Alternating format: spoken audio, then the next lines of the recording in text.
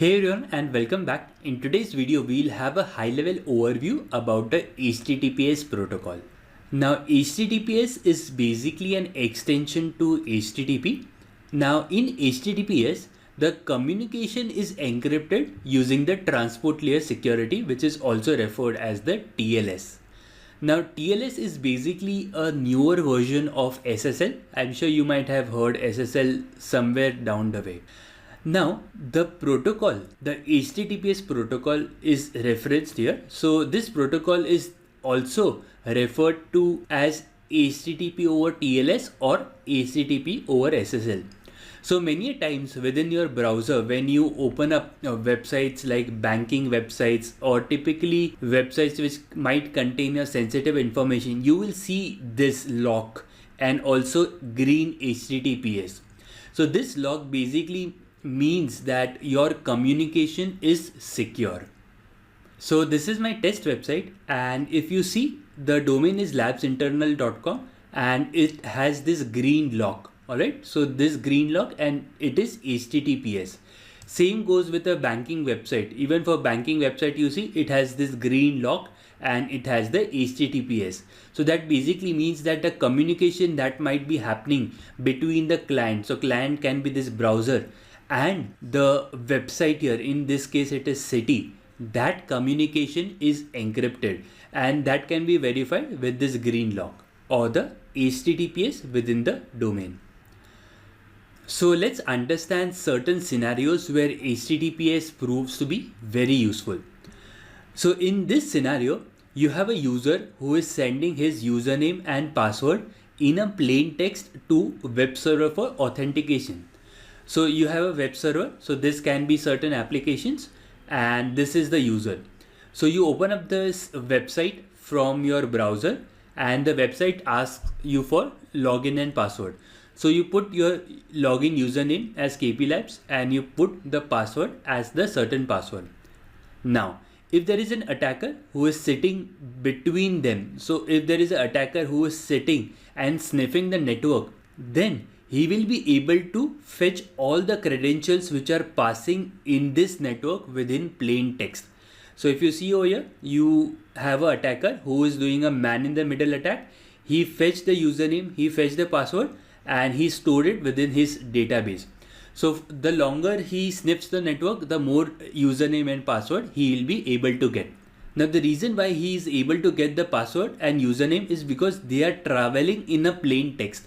So there are various plain text protocol, like you have FTP, you have HTTP. So if you use that plain text protocol to transfer sensitive data, then if there is a MITM attack, then your credentials would be leaked. Now there's also a second scenario where you have a man in the middle with integrity attacks.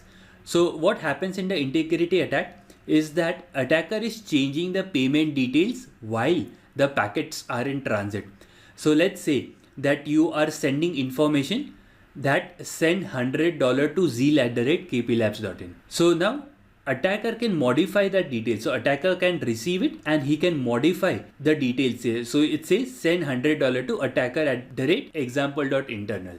So now the destination server will receive this details, and if the destination server sends $100 to the attacker, then his attack is completely successful. So this is the integrity attack where the data itself is changed during the transit. So to avoid the previous two scenarios that we discussed and also various others, various cryptographic standards were clubbed together to establish a secure communication over an untrusted network, and those standards which were clubbed together were known as SSLTLS. So SSL was the initial version of the protocol which was basically intended for secure communication. So SSL 2.0 was released in the year 1995. Then certain improvements, then you have SSL 3.0 on 1996. Then the name got changed. So the various protocols which are used in SSL 3.0 could be easily compromised. So let's say that you are using a secure communication with SSL 3.0. Then the protocols which were being used, because SSL and TLS are just cryptographic standards, so it in turn contains a lot of other protocols. Some protocols are generally used for encryption, some protocols are being used for integrity and others. So SSL 3.0, the protocols that were used here were deemed to be unsafe. That means they could be compromised. So SSL 3.0 ceased to be used and you had the brand new TLS standards. So TLS is just the name change. The overall concept remains the same here with different protocols being used here. So you have TLS 1.0 in 1999, then you have 1.1, then you have 1.2, and you have the latest 1.3 in 2018 which was released. Now let's understand HTTPS in a easy way. So what happens here is that every website has a certificate. So every website which uses HTTPS has a certificate. So certificate is basically like a passport which gets issued by a trusted entity. So passport generally gets issued by a government. So whichever government. So in my case, if I am living in India, then the passport is issued by Government of India. However, before passport gets issued, whatever contents are there within that passport, so it might be your name, your date of birth, your address, that contents will be verified by the government. So typically in India, before the passport is issued, you will see that the cops, they visit your place to verify whether you are actually living there and the data that you have shared is not malicious one. So everything is verified within your passport, and in a similar way the certificate is also like a passport. It contains a lot of information and that certificate is issued by a trusted entity. So this certificate has a lot of details like your domain name, its validity, the public key and others. So this is a sample certificate on how exactly it looks like. So if you see, this certificate is issued to zealbora.com, similar to passport. So if I have a passport, the passport will have a name, say Zealbora. Similarly, the certificate that is being issued for your website, it will have the domain name of your website, which is zealbora.com. Now along with that, it has a lot of other information like version, you have serial number, you have certificate, signature algorithm, you have the issuer and also the validity as well as the public key related information. Now generally whenever you open up a HTTPS website, the web server will send you its certificate. So that is the first thing. So you have, let's say the web server has sent you its own certificate. So this is like a big certificate because it contains a lot of information. Now the browser, so in this case client, verifies if it trusts the certificate issuer or not. So this is a big thing. So the client has to validate if it trusts or not. Okay. Now, if it trusts, it will also verify all the details which are within the certificate. Like when you go international, then during the channel, they will verify each and everything. Then once it verifies and it accepts it to be genuine, then it will take the public key information from this certificate. So this certificate has the public key and then it also initiates the negotiation. Now we know that a TLS is basically used primarily for secure communication. So that is one of the important use case. So in order for secure communication, it takes the public key information. So you will understand the public and private key if you know the asymmetric key encryption. So asymmetric key encryption is used to generate a new temporary symmetric key which will be used for secure communication. So what happens here? It takes the public key information and a secure password. So it's something like a secure password is generated. So that secure password which is referred as a symmetric key will be used for encrypted and decryption related operation throughout the channel. However, that secure symmetric key is passed through asymmetric key encryption here. So that's the high level overview. Let me quickly show you a few things. So if I just open up the labsinternal.com, so this is our test website. So when I just open this up, it basically says secure connection. So let me just expand it and it says verified by Let's Encrypt. So that basically means that whatever details that are part of this certificate are being verified by a issuer. In this case, the issuer is Let's Encrypt. There can be multiple issuers. So when you do a more information, you will be able to get the certificate specific information. So here we see that this certificate is issued to labsinternal.com. It's verified by Let's Encrypt and it expires on 24th September 2019. Now, if you go into the technical details, it says that the connection is encrypted and basically these are the protocols which are being used for the overall encryption. And here you have TLS version 1.2. So if you want to look into the actual certificate, this is how the certificate looks like, where you have the common name, you have the serial number, you have the begins on, so when it was issued till when it is issued, that basically means the expiry, as well as the fingerprint. Now if you look into the details, these are all the details which are part of the certificate. So you have the certificate version, you have the serial number, you have the issuer. So in this case, the issuer is Let's Encrypt. We already seen the validity. Now this is one of the important part. So this is the public key algorithm, which is RSA, and this is the actual public key. Alright, so this is the public key through which the new symmetric key is generated, which in turn would be used for the encrypted communication. So it's like you cannot really send that symmetric key towards the website in plain text. If you send it in plain text, again the attacker will be able to find that out. So you make use of this asymmetric key encryption to send the new symmetric key, which will then be used for communication. So what happens? The web browser takes this public key, then the symmetric key is encrypted with this public key and sent it over to the web server.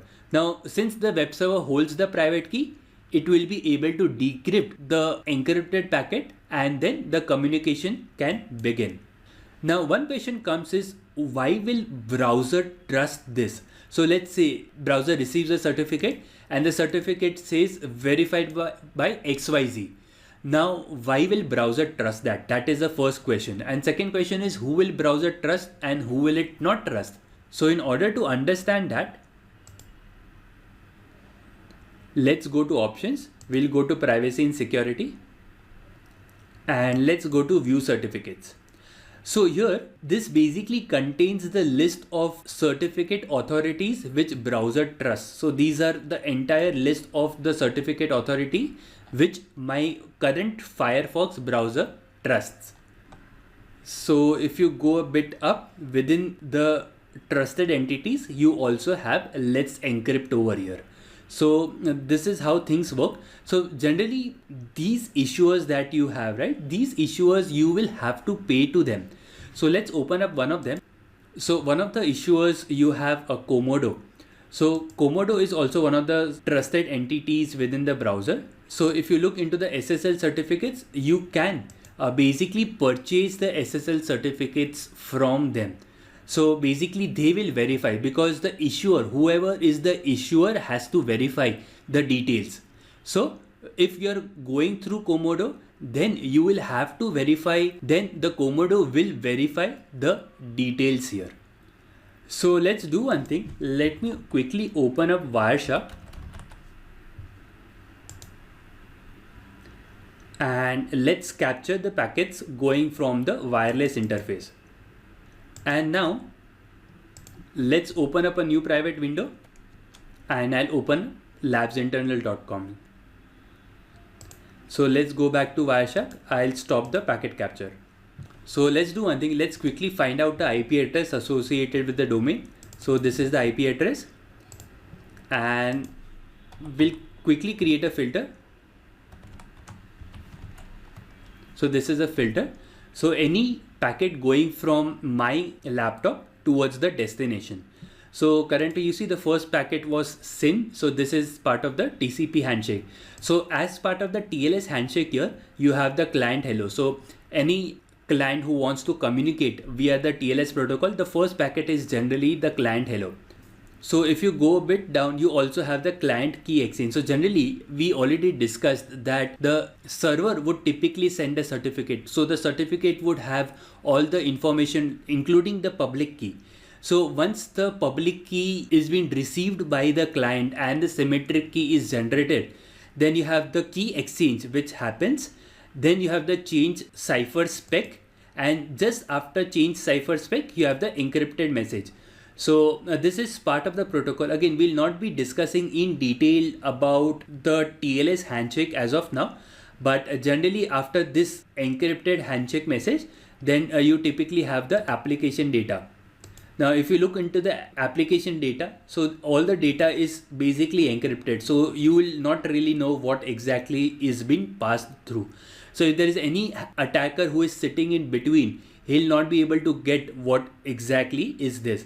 And if you look into the data protocol, it is HTTP over TLS. This is something that we discussed in the slide 1. To conclude this video, we'll just discuss the web server configuration, because here when we open up labsinternal.com, right, it automatically happened. The HTTPS trusted entity automatically appeared within the browser, but internally we saw that there was a lot of things that happens in the TLS handshake. So within the web server configuration also, the web server has to supply the certificate to the client. Otherwise, how will client know? So basically, so let's say this is a server name. This can be labsinternal.com. So what happens here is that you have a stanza of SSL underscore certificate where this is the certificate chain. So this is the certificate which is being passed to the client. So client will then verify this certificate contents. And you also have the SSL certificate key. So this is basically the private key. So we know that within the asymmetric key encryption, there is both a public key and the private key. So if a browser is encrypting the data with the public key, then the web server will decrypt the data with the corresponding private key which is being stored within the web server. So the importance of this private key holds to be tremendously important, because generally if this private key is being stolen, then the communication can be decrypted as well. So that's the high level overview about HTTPS. I hope at a glance you understood the HTTPS protocol and why exactly it is being used for. So with this, we'll conclude this video.